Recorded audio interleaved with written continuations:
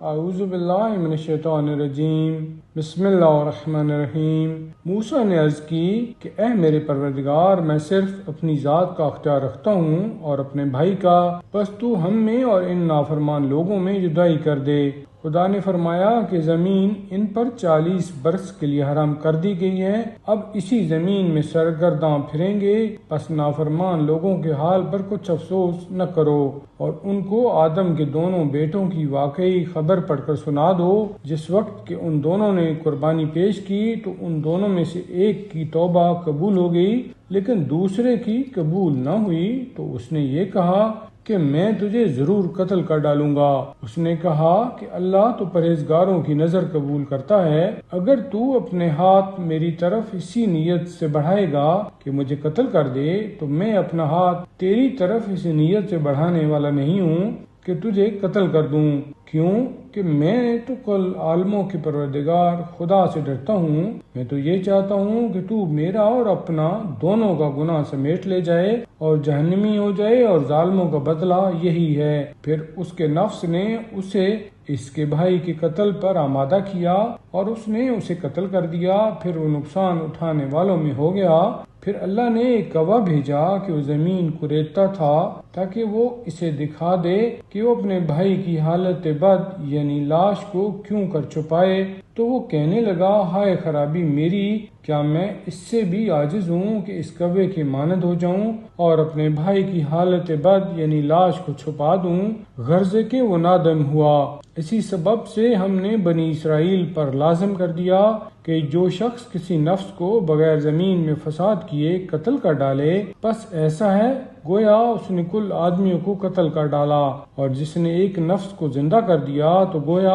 اس نے کل آدمیوں کو زندہ کر دیا۔ اور یقیناً ہمارے رسول ان کے پاس کھلی دلیلیں لے کر آئے، پھر اس کے بعد ان میں سے بہت سے زمین میں زیادتیاں کرنے لگے، سوائے اس کے کیا جزا ہے ان لوگوں کی جو اللہ اور اس کے رسول سے لڑتے ہیں اور زمین میں فساد پھیلاتے ہیں، کہ وہ قتل کر دیے جائیں یا سولی دے دیے جائیں یا ان کے ہاتھ اور پاؤں ایک دوسرے کے مخالف کاٹ دیے جائیں یا وہ اپنے ملک سے جلا وطن کر دیے جائیں۔ یہ تو ان کی دنیا کی رسوائی ہے اور آخرت میں ان کے لیے بہت بڑا عذاب ہے، سوائے ان کے جو توبہ کریں قبل اس کے کہ تم ان پر قابو پاؤ، بس تم یہ جان لو کہ اللہ بہت بخشنے والا رحم کرنے والا ہے۔ اے ایمان والو، اللہ سے ڈرو اور اس کے حضور مقررہ وسیلہ بہم پہنچاؤ اور اس کی راہ میں جہاد کرو تاکہ تم فلاح پالو۔ بے شک جو کافر ہو چکے ہیں اگر زمین میں جو کچھ ہے وہ سب ان کا ہی ہو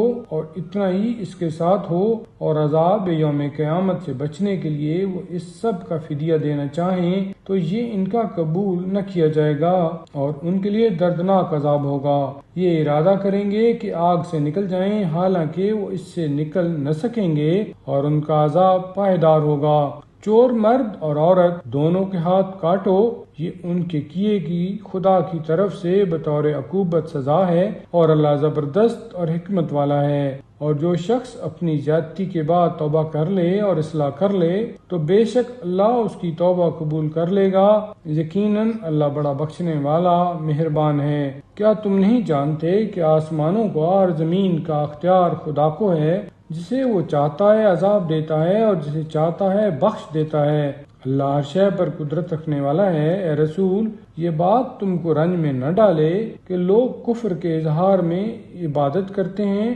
بعض تو ان میں سے ایسے ہیں کہ وہ منہ سے کہتے ہیں کہ ہم ایمان لائے ہیں اور ان کے دل میں ایمان نہیں، اور بعض یہودیوں میں سے جھوٹ کے بڑے سننے والے ہیں، سننے والے بھی دوسروں کے واسطے جو تمہارے پاس نہیں آتے، جو لفظوں کو ان کے موقعوں سے بدل دیتے ہیں اور کہہ دیتے ہیں کہ اگر تم سے یہ کہا جائے تو ماننا اور اگر یہ نہ کہا جائے تو بچنا۔ ہاں، جس کی آزمائش خدا چاہے تو تم ہرگز خدا کے یہاں اس کے بارے میں قابو نہ پاؤ گے۔ یہی وہ لوگ ہیں جن کے دلوں کو اللہ نے پاک کرنا نہیں چاہا، دنیا میں ان کے لیے رسوائی ہے اور آخرت میں ان کے لیے بہت بڑا عذاب ہے۔ جھوٹ کے بڑے سننے والے، حرام کے بڑے کھانے والے اگر تمہارے پاس آئیں تو ان کے مابین فیصلہ کر دو